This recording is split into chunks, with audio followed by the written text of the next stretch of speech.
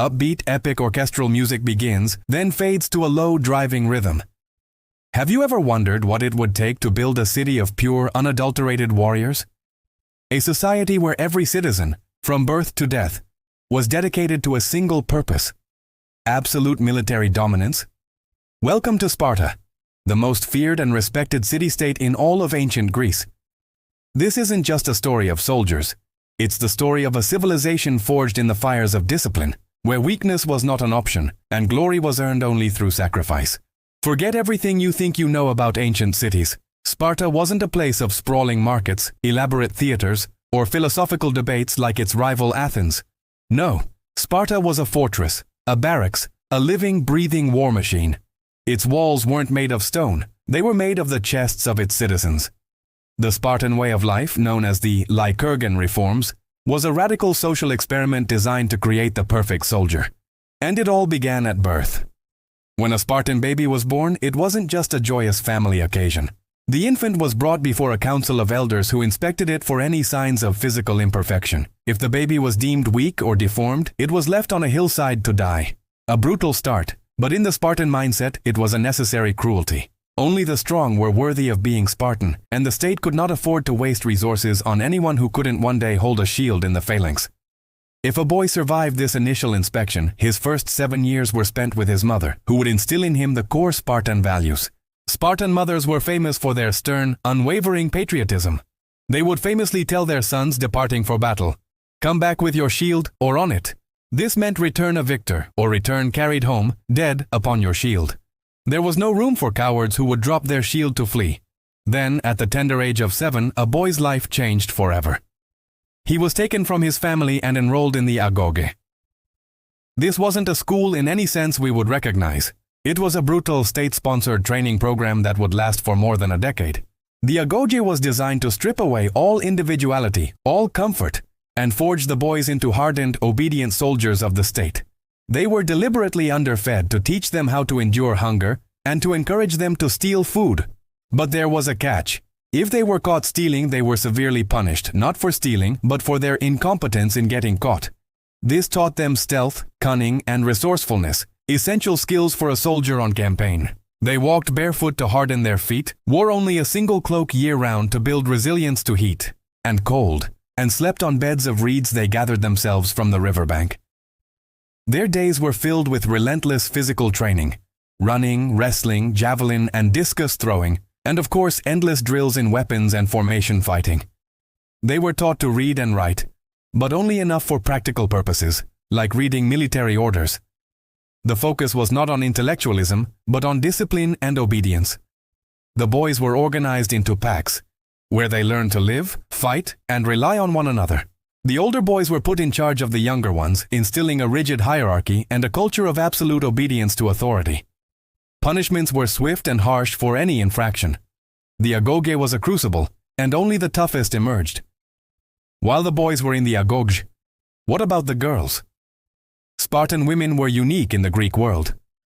Unlike their Athenian counterparts, who were largely confined to the home, Spartan women received a formal education and participated in athletic competitions. They were trained in gymnastics, wrestling, and running. The Spartans believed that strong, healthy women would produce strong, healthy sons for the army. They enjoyed a level of freedom and influence unheard of elsewhere, managing estates and finances while the men were away at war, which was often. They were respected for their sharp minds and sharp tongues. By the time a Spartan man reached the age of 20, he had graduated from the agoge. He was now a full-fledged soldier. He would join a communal mess hall, a syssitia, with about 15 other men. This group would be his new family. He would eat, train, and fight alongside these men for the rest of his active military career. This bond, forged through shared hardship, was the glue that held the Spartan phalanx together. Each man fought not just for Sparta, but for the man standing next to him. To let your brother in arms down was the ultimate disgrace. And it was in the phalanx that the Spartan warrior truly proved his worth. The Spartan army was the most formidable fighting force of its time. Their iconic uniform consisted of a bronze helmet with a horsehair crest, a bronze cuirass or chest plate, greaves to protect their shins, and of course the large round shield known as the aspis, emblazoned with the Greek letter lambda for Lacedaemon, the region Sparta controlled. Their primary weapon was the dory, a long spear, and a short sword called the xiphos, for close quarters combat.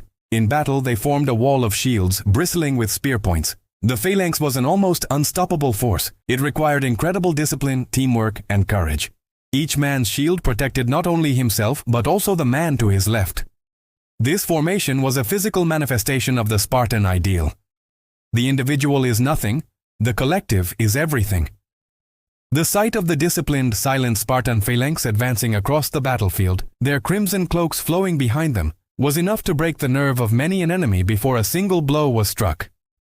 This brings us to Sparta's most legendary moment, a story that has echoed through the ages, the Battle of Thermopylae in 480 BC. The massive Persian Empire, led by King Xerxes, had invaded Greece with an army of hundreds of thousands. The Greek city-states were in disarray. A small force was sent to hold a narrow coastal pass called Thermopylae, the Hot Gates, to buy the rest of Greece time to rally its forces. Leading this desperate defense was the Spartan king, Leonidas. He brought with him just 300 of his personal bodyguard, all of them veterans, all of them fathers with sons to carry on their family lines.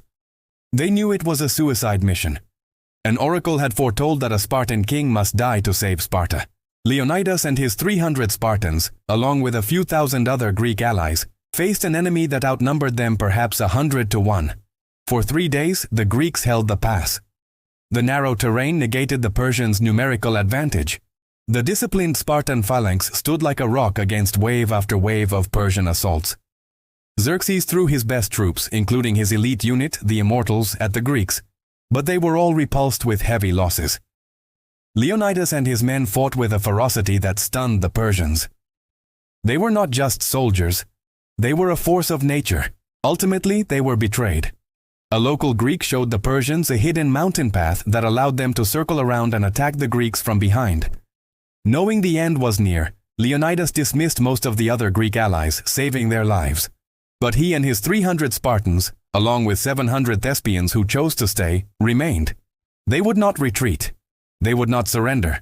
They fought to the last man. Surrounded and overwhelmed, they made their final stand. Their spears broken, their swords shattered, fighting with their bare hands and teeth until they were all cut down. They died, but they did not fail. Their sacrifice bought Greece the precious time it needed. It electrified the Greek world, inspiring them to unite and eventually drive the Persians out. The stand of the 300 became the ultimate symbol of courage against impossible odds, a testament to the power of discipline, honor, and fighting for a cause greater than oneself. Sparta's dominance wouldn't last forever. Its rigid system, obsession with military perfection, and low birth rates eventually led to its decline. It fell to other Greek powers and eventually to the Romans. The city that once made the world tremble faded into history. But the spirit of Sparta never truly died. The story of Leonidas and his 300 warriors at Thermopylae has inspired countless generations. The Spartan ideals of discipline, resilience, and self-sacrifice continue to resonate with us today. They remind us that true strength isn't just about physical power, but about the will to stand your ground, to protect your own, and to live and die with honor. Sparta was more than just a city. It was an idea, and ideas are immortal. Thank you so much for joining me on this journey back to ancient Sparta. If you found this story as epic as I do, please give this video a thumbs up. It really helps the channel. And for more incredible stories from history, make sure to hit that subscribe button and ring the bell so you never miss an update. I'll see you in the next one.